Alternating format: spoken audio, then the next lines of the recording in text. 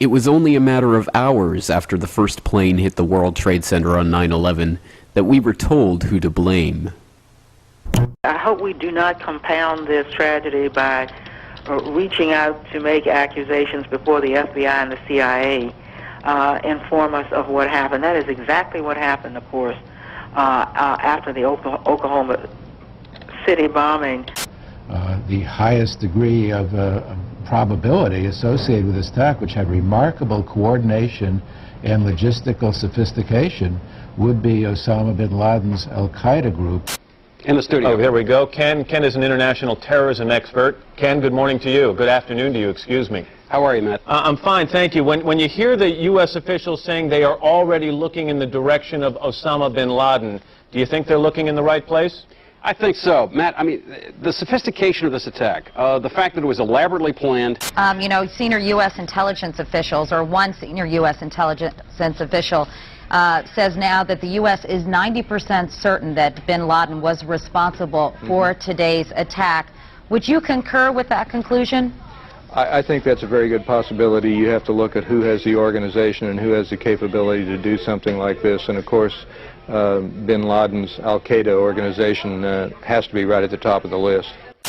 Right now, suspicion focuses on Osama bin Laden, but first things first. The FBI is combing the wreckage for evidence, and all U.S. military bases and embassies are at the highest state of alert.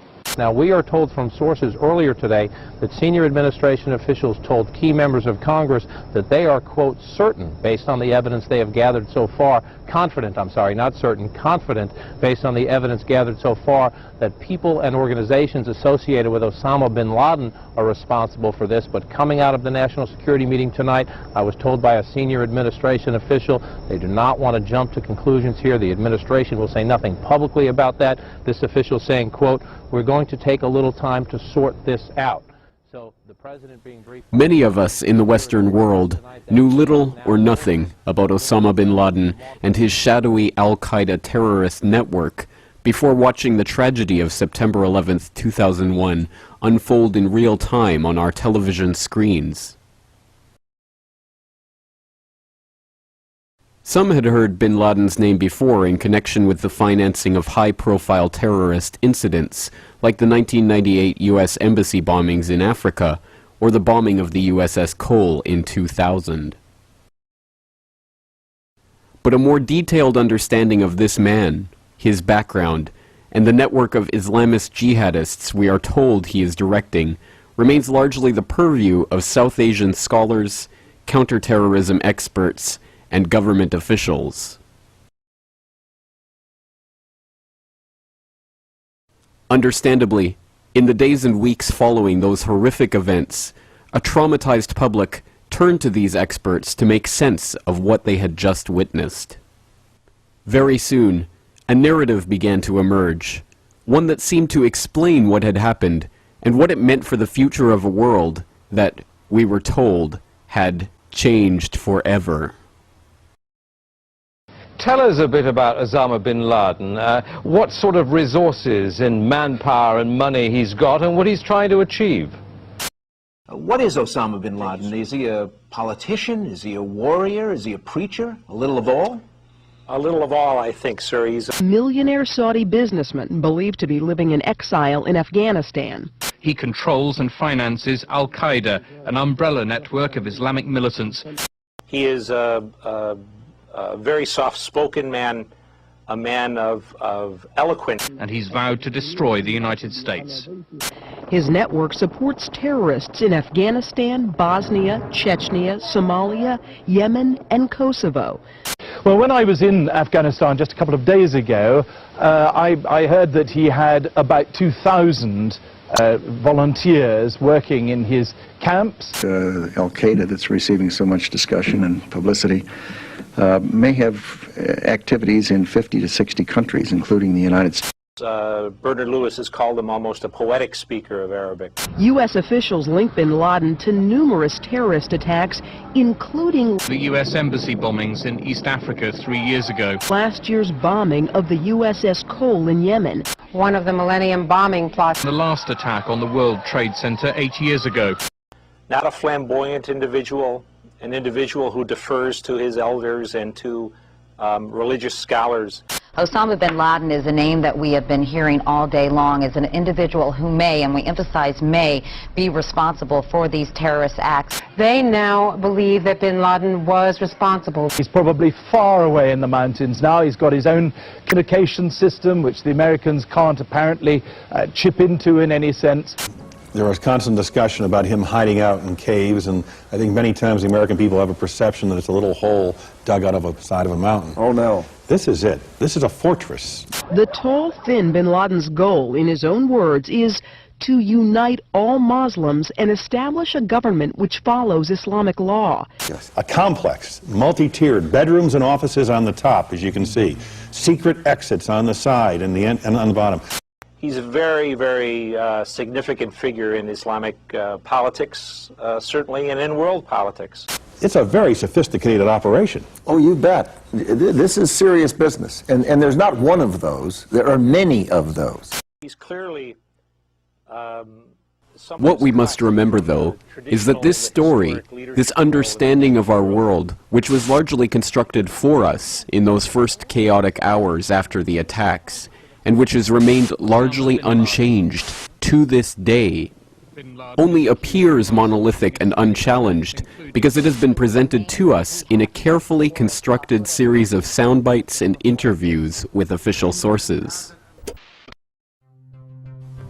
The events of 9/11, like all major events in our 24/7 network news world, have become a mediated experience.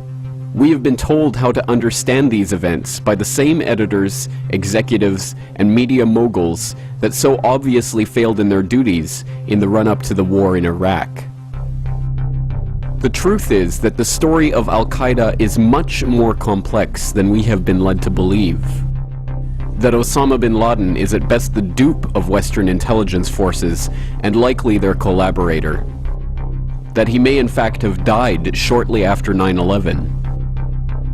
And that his all-pervasive Al-Qaeda organization, with its alleged link to seemingly every terrorist incident in the world today, is in fact a media creation, a childlike simplification of a complex web of organizations led and populated by double agents and fictitious characters. The truth is that Al-Qaeda, as we have been led to understand it, does not exist. This documentary is the story of those pieces of information that call into question and ultimately destroy the Al-Qaeda myth. After all, for anyone who still believes that the government could tell no lie about a subject as important as this, we should remember that not even the Bush administration blames Osama bin Laden for the attacks of 9/11. So we've never made the case or argued the case that somehow Osama bin Laden was directly involved in 9/11. That evidence has never been forthcoming.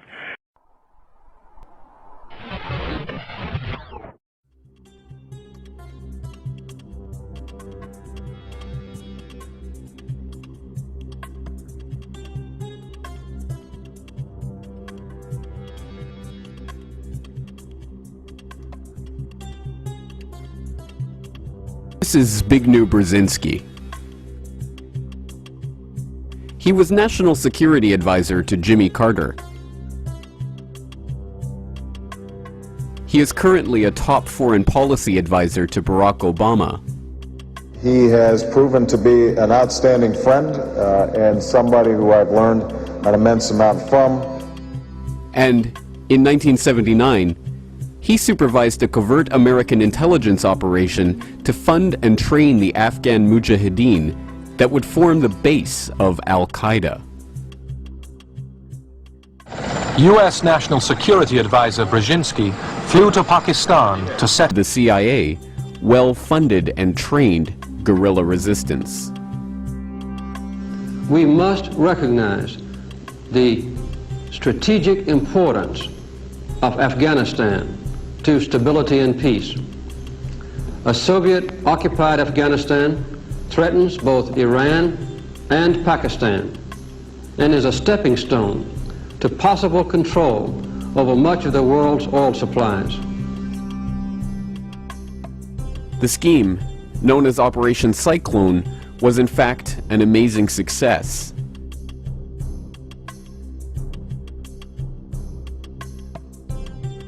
The years of guerrilla and emboldened citizens in other Soviet satellites to throw off the yoke of communist repression. The Red Army retreated from Afghanistan in 1989, and the Soviet Union fell shortly thereafter. What is an interview with a French periodical? According to the official version of history, CIA aid to the Mujahideen began during 1980, that is to say, after the Soviet Army invaded Afghanistan, 24th of December 1979. But the reality, secretly guarded until now, is completely otherwise. Indeed, it was July 3rd, 1979, that President Carter signed the first directive for secret aid to the opponents of the pro-Soviet regime in Kabul. And that very day, I wrote a note to the President in which I explained to him that in my opinion this aid was going to induce a Soviet military intervention. This is an important point. What it means is that the CIA did not merely take a pre-existing movement of freedom fighters and aid them in their fight against the Soviets. What it means is that Western intelligence actively recruited Islamist extremists for the express purpose of provocateuring the Soviets into invading. By Brzezinski's own admission, if these mujahideen had not been fostered by the CIA, the Soviets may never have invaded Afghanistan in the first place. In a very real sense then, Brzezinski and the US government fostered an extremist element of militant Islamists and helped form them into an effective fighting force. It was from the ranks of these Afghan mujahideen that another group was to emerge, composed mostly of so-called Arab Afghans or foreign fighters who came to Afghanistan to take up the jihad against the Soviets. The expulsion of the Soviets from Afghanistan was to be just the first of their battles, and after the Red Army left, their attention was to turn elsewhere. Of World War III. Consequently, the training, arming, and funding of the Mujahideen was run through a series of fronts and compartmentalized, so that not even those supposedly directing the operation knew its full extent. The official story is that US funding, arms, and training went exclusively to the Afghanis, with the money for the foreign jihadists, or so-called Arab Afghans from which Al-Qaeda would spring, coming from the Saudis. The facts on the ground, however, tell a very different story. Within this group of Arab Afghans was an even smaller group centered around Osama bin Laden, a Saudi-born heir to the bin Laden family construction fortune. In Afghanistan in the late 1980s, his group consisted of about a dozen people. This group was known as Al-Qaeda, or so we are led to believe. Bin Laden himself claimed in his last authenticated interview in late 2001 that the name came from Abu Ubaidah al-Banashiri, one of his accomplices in establishing the training camps in Afghanistan. Strange then that 4 years later, after the 7/7 bombings in London in 2005, Robin Cook, the former leader of the House of Parliament in the UK, would write an article for the London Guardian in which he claimed Al-Qaeda, in English the base, literally referred to the database of mujahideen who were being handled by the CIA in Afghanistan.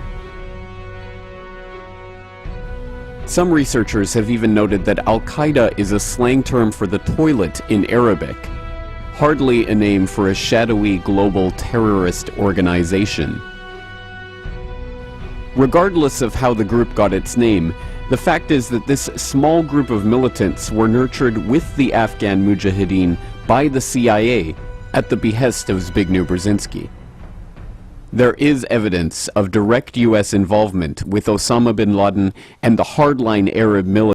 The startling truth, according to the sworn testimony of Michael Springman, an official at the Jeddah consulate during this period, is that not only was the CIA providing training to bin Laden and his operatives, but that bin Laden was, in fact, a CIA asset, and the agency was rubber stamping visas for his operatives to go to the U.S. for training.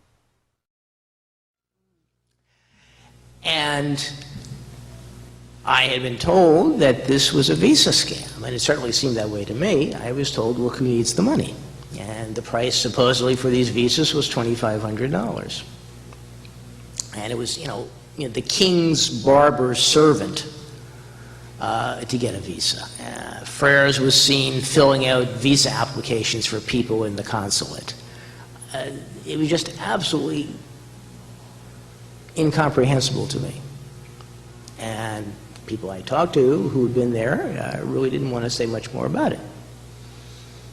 And it wasn't until I was out of the Foreign Service, when my appointment had been terminated for unspecified reasons, that I learned from three good sources. Joe Trento, the journalist, a fellow attached to a university in Washington, D.C., and a guy with expert knowledge on the Middle East who had worked for a government agency. They said, it's very simple. The CIA and its asset Osama bin Laden were recruiting terrorists for the Afghan war.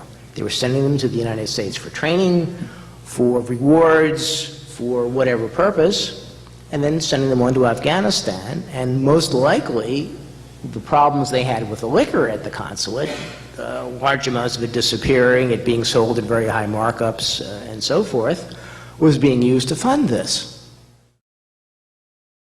Perhaps not coincidentally, the U.S. consulate in Jeddah, from which the CIA was smuggling operatives for bin Laden in the 80s, was the very consulate from which 11 of the 9/11 hijackers were to receive visas to enter the U.S., many of them using a special fast-track program called Visa Express, which only began 4 months before 9/11.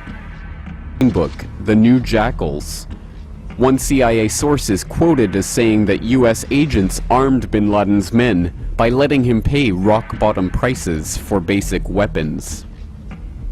Incredibly, the funding for the Afghan operation also connects the U.S. to Osama. The U.S. provided the funding for the operation to the ISI, the Pakistani Inter-Services Intelligence, which worked closely with the CIA. In turn, the ISI, in cooperation with the CIA, distributed these funds to the Afghan Mujahideen through a front organization known as MAK, or the Bureau of Services. And one of the key men involved in arranging the finances of MAK, Osama bin Laden. After the Soviet withdrawal, Osama would take control of the organization, and it would become the base of what we now know as Al-Qaeda. In fact, the CIA, through their Pakistani proxies in the ISI, not only funded armed and trained Osama bin Laden, but helped spur poppy cultivation to record levels in Afghanistan in an attempt to get the Soviet troops addicted to heroin. And they created the Taliban, the hardline fundamentalist group that would take control of Afghanistan after the Soviets withdrew. And the Taliban government would become the only government in the world willing to harbor Osama bin Laden from 1996 onwards. What does Brzezinski, one of Obama's top advisors, think about this? Does he, in retrospect, admit the danger in having nurtured Al-Qaeda and the Taliban into existence? Does he regret American involvement in the region? In his 1998 interview with Le Nouvel Observateur, he stated, "What is most important to the history of the world, the Taliban or the collapse of the Soviet Empire? Some stirred up Muslims or the liberation of Central Europe and the end of the Cold War?"